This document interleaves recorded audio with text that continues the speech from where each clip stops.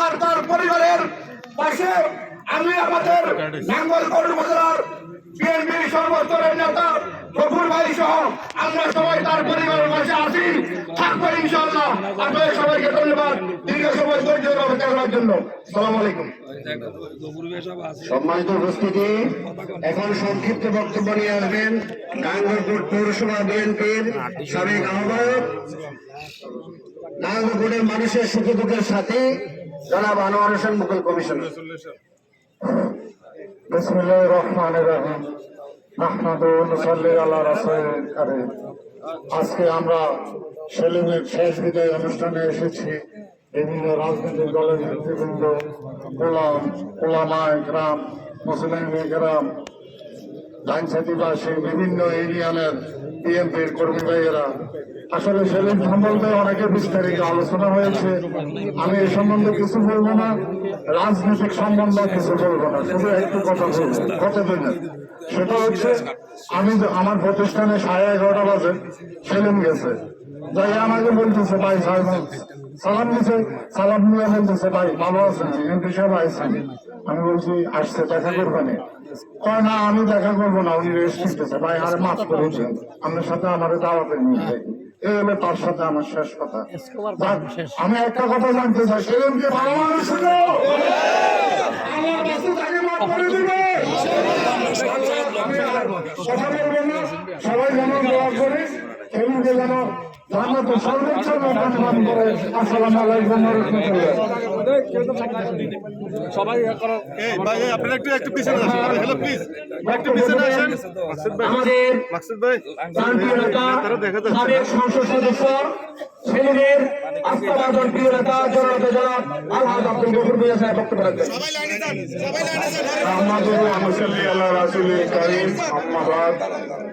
সম্মানিত উপস্থিতি, আপনারা অধৈর্য হবেন না, আমাদের 8 ঘন্টা দেরি হচ্ছে, কিন্তু আমরা যাকে হারিয়েছি সে চিরজীবনের জন্য আমাদের থেকে চলে গেছে। আমি আপনাদের তুই কি সামনে খারাপ না থেকে আজকে 35 বছর আপনাদের পাশে আছি। আমি দুষ্টের দমন, শিষ্টের পালন আমি করেছি।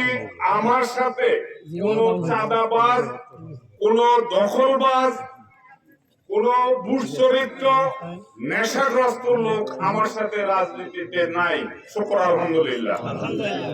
আপনারা আমার জন্য সবসময় দোয়া করেছেন।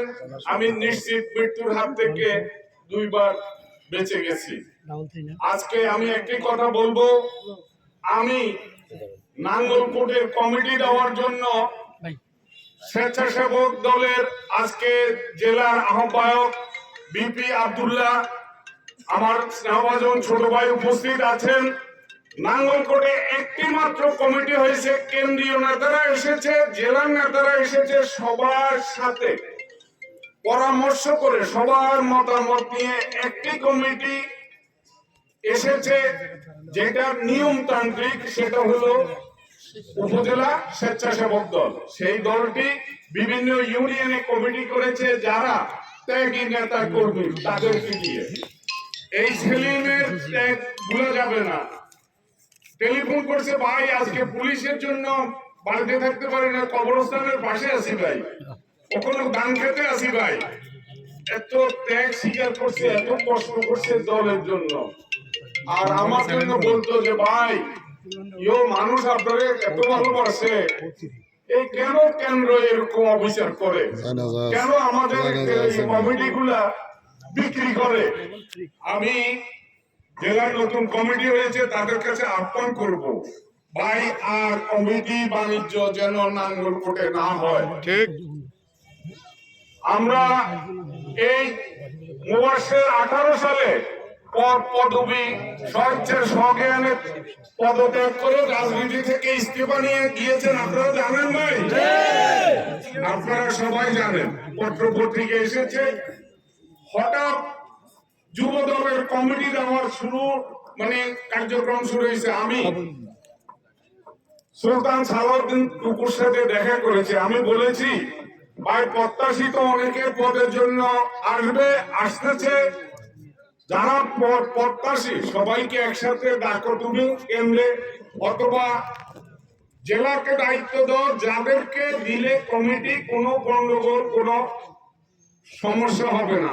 এই যে স্বেচ্ছাসেবক দলের কমিটি দেওয়ার পরে কোনো প্রতিদ্বন্দ্বী বা কেউ আন্দোলন সংগ্রাম করছে তাদের বিপক্ষে কেউ দাঁড়াইছে, সে বলল সুলতান সালাউদ্দিন টুকু আল্লাহ তোমার বিচার করবে। এই জানাজার অনুষ্ঠান থেকে বলছি ভাই, কমিটি দেওয়ার আগে আপনার সাথে আলোচনা করে না করে আপনাকে না দেখিয়ে কমিটি দেব না। কিন্তু আমি জানি না, জেলা কমিটির যারা এসেছে তারা জানে নাঙ্গলকোটে গ্রহণযোগ্য নেতা কে, কাকে দিলে কোনো সমস্যা হবে না। এই যুব দলের কমিটি যারা দিছে আজকে এই তারা দায়ী এই সেলিমের জীবনের জন্য। প্রবাসের এই যুব দলের বিভিন্ন কমিটি দেওয়ার জন্য কিছু ছেলে পেলেকে রিক্রুট করেছেন। নাঙ্গলকোটের প্রত্যেকটি ইউনিয়নে যারা নেশাগ্রস্ত, যারা অস্ত্রবাজ, তাদেরকে সে রিক্রুট করেছে যুব দলের কমিটি দিবে। ছাত্রলীগ যুবলীগের ছেলেপেলেরা আজকে তার আশ্রয়ে আছে। সে বিভিন্ন জায়গায় বিভিন্ন বক্তব্য দিয়েছে, সকল বক্তব্য আমি আশা করি আমার এই যুব দল, ছাত্র দল, স্বেচ্ছাসেবক দল, বিএনপি যারা নেতা হতে চান বা আছেন, আব্দুল্লাহ আমার স্নেহভাজন ছোট ভাই আব্দুল্লাহর কাছে সকল বক্তব্য তুলে ধরবেন। গত রাত্রে 1:30টার সময় লাকসাম থেকে আমাকে একজন টেলিফোন করেছে, বারবার টেলিফোন করতেছে অচেনা নাম্বার, তারপরও আমি ধরেছি। ধরার পরে বলল ভাই আপনি আমাকে দেখলে চিনবেন, লাকসামে অনেকবার আপনার সাথে হাত মিলিয়েছি, কথা বলেছি।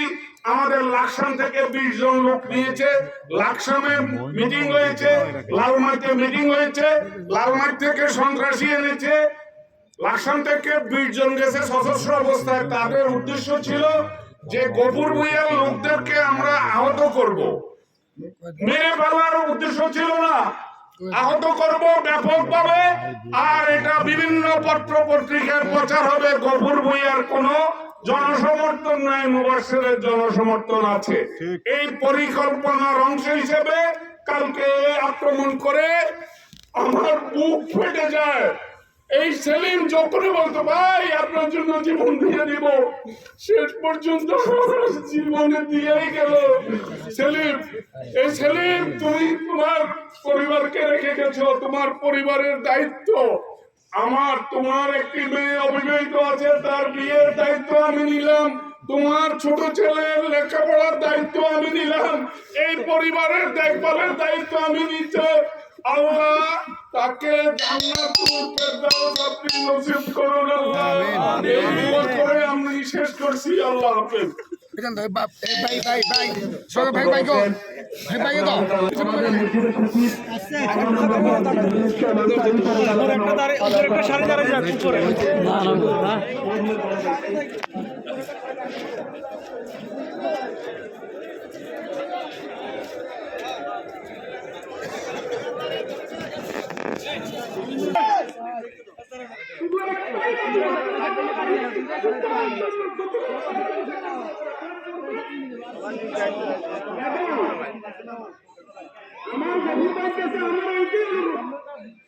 আমার ভাইকে কতটুকু কষ্ট ওনার জন্য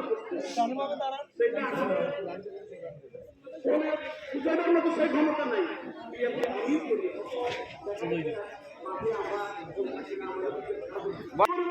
আমার ভাইয়ের সুস্থভাবে হয় এখন নাঙ্গলকোটবাসীর কাছে আমার এইটাই দাবি।